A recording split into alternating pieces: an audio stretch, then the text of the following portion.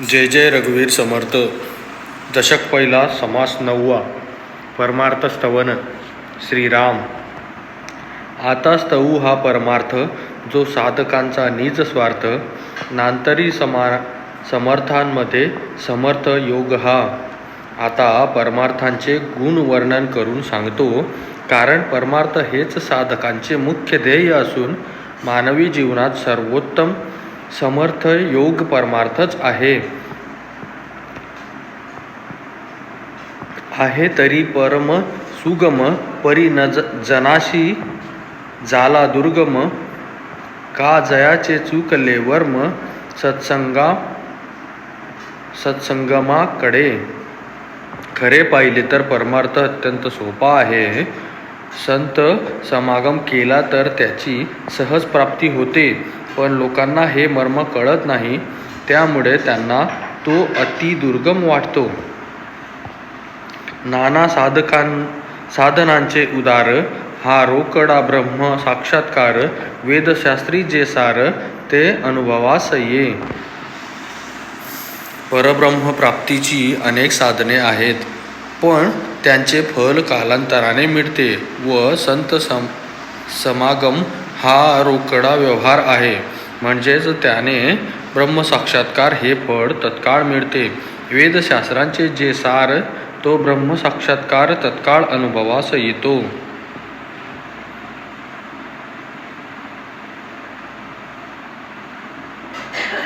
आहे तरी चहूकडे, परी अनुमात्र दृष्टी न पडे, उदास परी एकीकडे पाहता दिसेना. तसे पाहिले तर परमार्थ म्हणजेच परब्रह्म हे सर्वत्र व्यापून राहिलेले आहेत, पण पाहावयास गेले तर अणुमात्रही दृष्टीस पडत नाही. सर्व संग परित्याग करून एकांतात राहून प्रयत्न केला तरी ते दिसत नाही.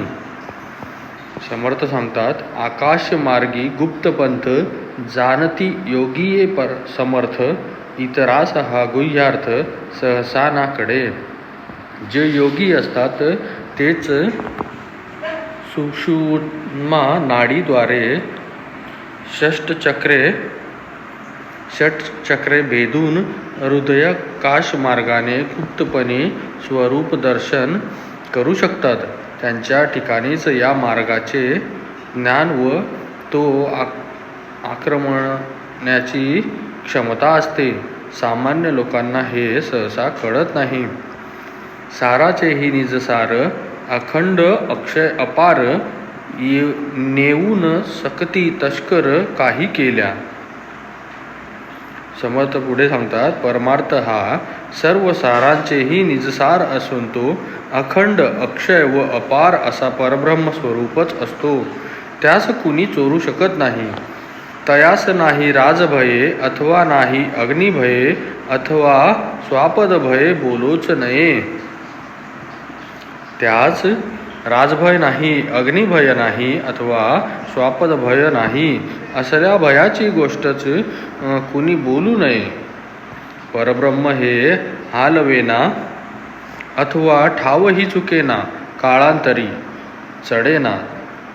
जेथीचा तेथे परब्रह्म हा आपल्या जागेवरून हलत नाही, तसेच दुसरे कुणीही त्याला हलवू शकत नाही. कितीही काळ गेला तरी ते आपले स्थान सोडत नाही, जिथल्या तिथे स्थिर असते. ऐसे ते निज ठेवणे, कदापि पालटून नेणे, अथवा नवे अधिक उणे बहुता काळे.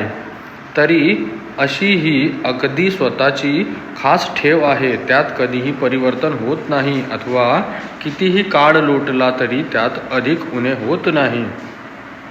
अथवा ते घसवटेना, अथवा अदृश्य होयेना, ना तरी पाहता दिसेना.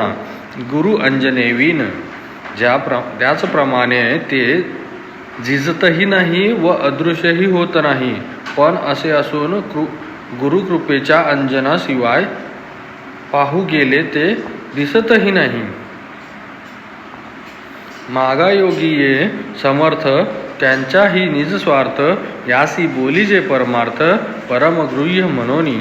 पूर्वीही जे सामर्थ्य संपन्न योगी होऊन गेले, त्यांचाही निजस्वार्थ परमार्थ हाच होता. परमार्थ परमगुप्त असतो, म्हणूनच त्यास परमार्थ म्हणतात.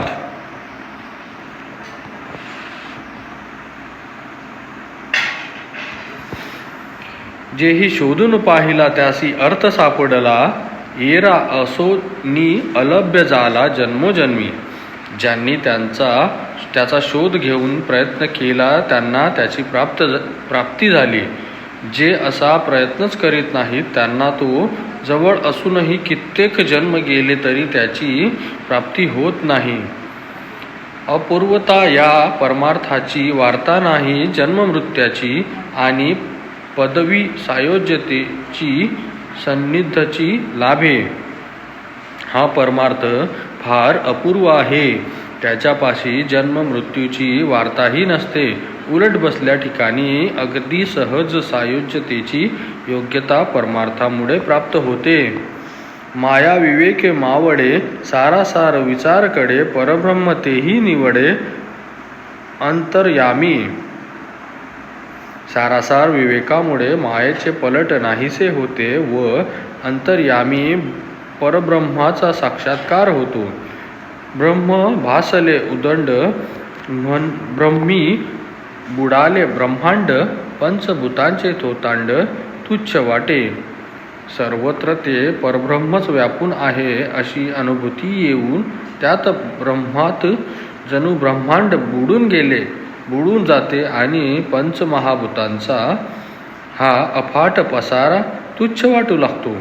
प्रपंच वाटे लटिका, माया वाटे लापनिका, शुद्ध आत्मा विवेका अंतरी आला. प्रपंच खोटा वाटतो, माया मिथ्या वाटते व विवेकामुळे शुद्ध आत्मस्वरूप अंतरी प्रगट होते.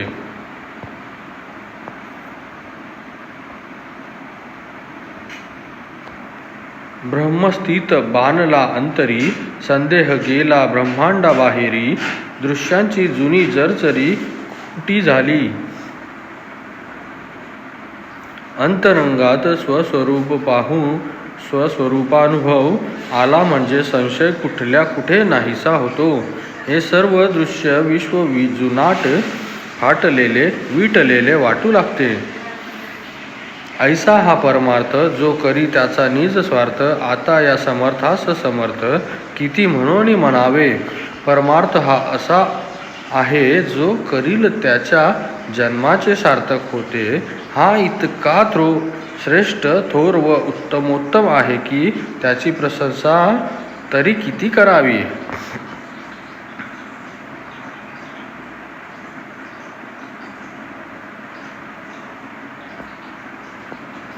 या परमार्थाकरिता ब्रह्मादिकासी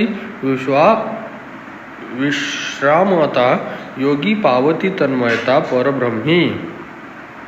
या परब्रह्मामुळेच ब्रह्मादी देवांना विश्रांती लाभते. त्यांच्या योगानेच योगी परब्रह्माशी तादात्म्याचा अनुभव घेतात.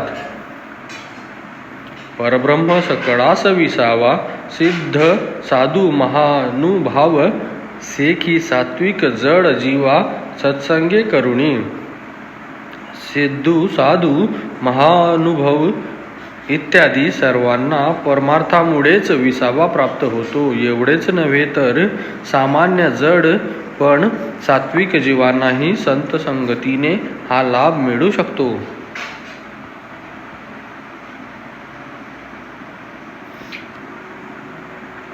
परमार्थ जन्माचे सार्थक, परमार्थ संसारी तारक, परमार्थ दाखवी परलोक धार्मिकांसी. परमार्थामुळे संसारातून तरुण जातो. धार्मिकांना परमार्थामुळेच परलोकात उत्तम गती प्राप्त होते. परमार्थ तापसांसी थार, परमार्थ साधकांसी आधार, परमार्थ दाखवी पार भवसागराचा. तपस्वी लोकांचा परमार्थच आश्रयदाता आहे. साधकांचा परमार्थच आधार असून त्याच्या योगेच या भवसागरातून पैल तीरास जाता येते. परमार्थी तो राज्यधारी, परमार्थ नाही तो भिकारी. या परमार्थाची सरी कोणास द्यावी. जो परमार्थ करीतो तोच खरा श्रीमंत होय या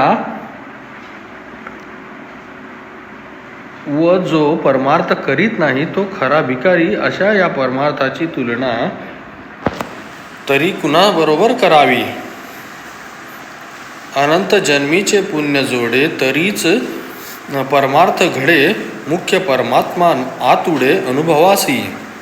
अनंत जन्मांची पुण्याई गाठी असेल तरच मनुष्याकडून परमार्थ घडतो. परमार्थामुळेच आपल्या अंतरंगात आपणास मुख्य परमात्मा अनुभवास येतो.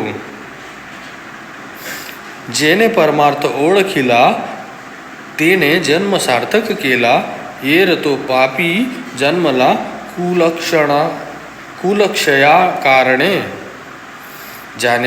ज्याने कुणी परमार्थाचे जे हे श्रेष्ठत्व जाणले असेल त्याचाच जन्म खरोखरी सार्थकी लागतो. इतर जे त्यांचे महत्त्व जाणत नाहीत ते लोक पापी असून केवळ कुलक्षणांकरिताच जन्मास येतात.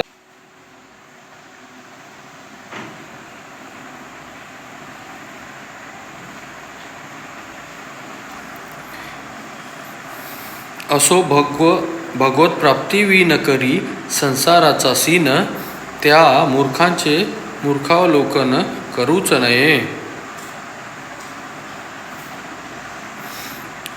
असो भगवत प्राप्तीसाठी प्रयत्न न करता जो केवळ संसारासाठीच कष्ट उपजतो अशा मूर्ख माणसाचे तोंडही पाहू नये.